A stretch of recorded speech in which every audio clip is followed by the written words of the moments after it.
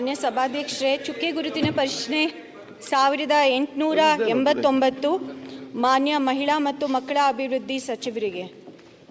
ಮಾನ್ಯ ಅಧ್ಯಕ್ಷರೇ, ಉತ್ತರವನ್ನು ಒದಗಿಸಲಾಗಿದೆ.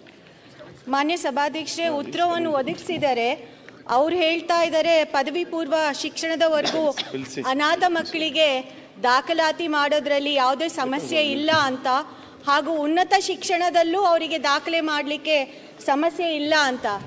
ನಾನೇ ಇತ್ತೀಚಿನ ದಿನಗಳಲ್ಲಿ ಒಂದು ಅನಾಥಾಶ್ರಮದ ನಿರ್ದೇಶಕಿ ಆಗಿದ್ದೀನಿ ಮಾನ್ಯ ಸಭಾಧ್ಯಕ್ಷರೇ. ಅದರಲ್ಲೇ ಆ ಅನಾಥಾಶ್ರಮದಲ್ಲೇ 138 ಮಕ್ಕಳಿದ್ದಾರೆ. ಭಾರತೀಯ ಗ್ರಾಮೀಣ ಮಹಿಳಾ ಸಂಘ ಅಂತ 1962ರಲ್ಲಿ ಶುರು ಆಗಿರುವ ಇದು ಒಂದು ಸಂಘ ಅಥವಾ ಅನಾಥಾಶ್ರಮ. ಅದರಲ್ಲೇ ಮಕ್ಕಳಿಗೆ ಈಗ ಎಜುಕೇಷನ್ ಪರ್ಪಸಸ್ಸಿಗೆ ಆಧಾರ್ ಕಾರ್ಡ್ ನೋಂದಣಿ ಅಥವಾ ಡೀಟೇಲ್ಸ್ನ ಕೊಡಲೇಬೇಕಾಗಿದೆ. ಈಗ ಆಧಾರ್ ಕಾರ್ಡು ಅನಾಥ ಮಕ್ಕಳಿಗೆ ಕೊಡಲಿಕ್ಕೆ ಸಾಧ್ಯ ಆಗೋದಿಲ್ಲ. ಅವರಿಗೆ ಜನನ ಪ್ರಮಾಣ ಪತ್ರ ಇರೋದಿಲ್ಲ, ತಂದೆ ತಾಯಿ ಡೀಟೇಲ್ಸ್ ಇರೋದಿಲ್ಲ. ಅದಲ್ಲದೆ ಇತ್ತೀಚಿನ ದಿನಗಳಲ್ಲಿ ನನ್ನ ತಾಯಿ ಇದೇ ಒಂದು ಇಲಾಖೆಯ ಸಚಿವರಾಗಿದ್ದರು.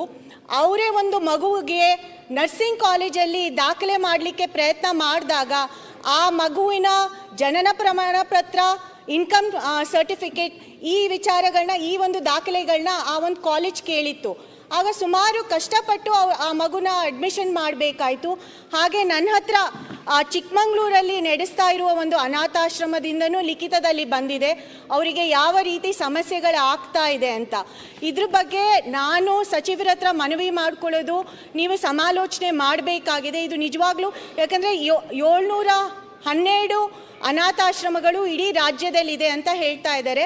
ನಾನು ಎಷ್ಟು ಮಕ್ಕಳು ಅನಾಥ ಮಕ್ಕಳಿದ್ದಾರೆ ಅಂತ ನಾನು ಆ ಒಂದು ಮಾಹಿತಿನ ತಗೊಂಡಿಲ್ಲ. ಬಟ್ ಈ ಮಕ್ಕಳ ಬಗ್ಗೆ ನಾವು ಪ್ರತ್ಯೇಕವಾಗಿ ಈ ಒಂದು ಇಲಾಖೆ ಅಥವಾ ಸಚಿವರು ಇದಕ್ಕೆ ಗಮನ ಹರಿಸಬೇಕು, ಇದಕ್ಕೆ ಒಂದು ಪರಿಹಾರನ ಕಲ್ಪಿಸ್ಕೊಡ್ಬೇಕು. ಯಾಕಂದರೆ ಈ ಮಕ್ಕಳ ಭವಿಷ್ಯನ ನಾವು ರೂಪಿಸ್ಲಿಕ್ಕೆ ಇದು ಸರ್ಕಾರದ ಜವಾಬ್ದಾರಿ ಅಂತ ನಾನು ಭಾವಿಸ್ತೀನಿ. ಅದಕ್ಕೆ ನಾನು ಸಚಿವರ ಈ ಒಂದು ಉತ್ತರನ ನಾನು ಅವರಿಂದ ಕೇಳಲಿಕ್ಕೆ ಬಯಸ್ತೀನಿ. ಮಾನ್ಯ ಅಧ್ಯಕ್ಷರೇ, ಶಾಸಕೀಯ ಕಾಳಜಿಯ ಬಗ್ಗೆ ನಾನು ಶ್ಲಾಘನೆಯನ್ನು ಮಾಡ್ತಾ, ಅವರು ಪ್ರಶ್ನೆಯಲ್ಲಿ ಉತ್ತರವನ್ನು ಕೂಡ ಅರ್ಧ ಅವರೇ ಕೊಟ್ಟುಬಿಟ್ಟಿದ್ದಾರೆ. ಯಾಕಂದರೆ ಸುಮಾರು ಇದ್ರ ಬಗ್ಗೆ ಅವರು ತಿಳ್ಕೊಂಡಿದ್ದಾರೆ ಅಂತ ಅನಿಸುತ್ತೆ. ಆಲ್ರೆಡಿ ಅವ್ರು ಹೇಳಿದ್ರು ಒಂದು ಅನಾಥಾಲಯದ ನಿರ್ದೇಶಕಿ ಕೂಡ ನಾನು ಆಗಿದ್ದೀನಿ ಇತ್ತೀಚಿನ ದಿನದಲ್ಲಿ ಅಂತ. ಮತ್ತು ಅವ್ರ ತಾಯಿ ಮೋಟಮ್ಮ ಅವರು ಕೂಡ ಈ ಇಲಾಖೆಯಲ್ಲಿ ಕೆಲಸ ಮಾಡಿದರು. ತಮ್ಮ ಗಮನಕ್ಕೆ ತರಲಿಕ್ಕೆ ಬಯಸ್ತೇನೆ, ನಮ್ಮ ರಾಜ್ಯದಲ್ಲಿ ಸುಮಾರು ಸರ್ಕಾರಿ ಮತ್ತು ಸರ್ಕಾರಿ ಅನುದಾನಿತ ಮತ್ತು ಅನುದಾನ ರಹಿತ ಸಂಸ್ಥೆಗಳು ಸುಮಾರು 712 ಇದ್ದಾವೆ.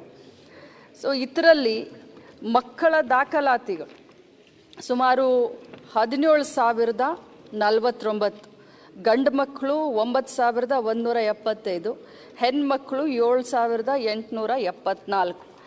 ಆದರೆ ಏನು ಶಾಸಕೀಯ ಕಾಳಜಿ ಇದೆ, ಅವ್ರಿಗೆ ಅಡ್ಮಿಷನ್ ಮಾಡುವಂಥ ಸಂದರ್ಭದಲ್ಲಿ, ಉನ್ನತ ಶಿಕ್ಷಣ ಮತ್ತು ವ್ಯಾಸಂಗ ಮಾಡುವಂಥ ಸಂದರ್ಭದಲ್ಲಿ ಅಡ್ಮಿಷನ್ಗೆ ಭಾಳಷ್ಟು ತೊಂದರೆ ಆಗುತ್ತೆ ಅಂತ ಹೇಳಿ ಆಧಾರ್ ಕಾರ್ಡ್ ಅಂತೂ ಎಲ್ಲರಿಗೂ ಈಗ ಇತ್ತೀಚಿನ ದಿನದಲ್ಲಿ ಆಧಾರ್ ಕಾರ್ಡನ್ನು ನಾವು ಎಲ್ಲರಿಗೂ ಮಾಡಿಸ್ಕೊಡ್ತಾ ಇದ್ದೀವಿ.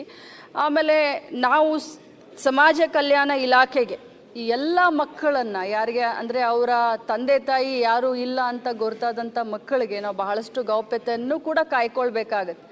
ಅವರ ಸ್ವಾಭಿಮಾನದ ಒಂದು ಪ್ರಶ್ನೆ. ಈ ಎಲ್ಲ ಇಂಥ ಮಕ್ಕಳನ್ನು ನಾವು ಹಿಂದುಳಿದ ವರ್ಗಕ್ಕೆ ಅಥವಾ SC-ಗೆ ST-ಗೆ ಸೇರಿಸಿ ಅಂತ ಹೇಳಿ ನಾನು ಸಮಾಜ ಕಲ್ಯಾಣ ಇಲಾಖೆಗೆ ಸಚಿವಾಲಯಕ್ಕೆ ನಾನು 1-2 ಸಾರಿ ನಾನು ನಮ್ಮ ಫೈಲನ್ನು ರೆಡಿ ಮಾಡಿ ಇದನ್ನು ಕಳಿಸಿದಂಥ ಸಂದರ್ಭದಲ್ಲಿ ಅವ್ರನ್ನ ಸೇರಿಸಲಿಕ್ಕೆ ಆಗೋದಿಲ್ಲ ಅಂತ ಅಲ್ಲಿಂದ ನಮಗೆ ಉತ್ತರ ಬಂದಿದೆ. ಸದನದಲ್ಲಿ ಮಾನ್ಯ ಸಮಾಜ ಕಲ್ಯಾಣ ಸಚಿವರು ಮಾದೇವಪ್ಪ ಸರ್ ಕೂಡ ಇದ್ದಾರೆ. ಇದನ್ನೊಂದು ನಾವು ಭಾಳಷ್ಟು ಮಾನವೀಯತೆ ದೃಷ್ಟಿಯಿಂದ ನೋಡಿ ಈ ಮಕ್ಕಳನ್ನು SC-STಗೆ ಸೇರಿಸ್ಕೊಂಡ್ರೆ ಎಲ್ಲರಿಗೂ ಅನುಕೂಲ ಆಗುತ್ತೆ ಅಂತ ನಾನು ಹೇಳಲಿಕ್ಕೆ ಬಯಸ್ತೀನಿ.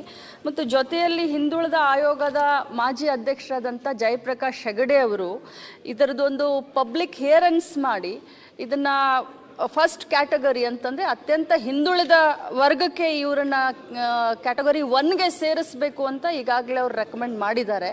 ಸೊ ಆ ಒಂದು ರಿಪೋರ್ಟನ್ನು ಕೂಡ ನಾನು ಮಾನ್ಯ ಸಮಾಜ ಕಲ್ಯಾಣ ಇಲಾಖೆ ಸಚಿವರಿಗೆ ಕಳಿಸ್ತೇನೆ.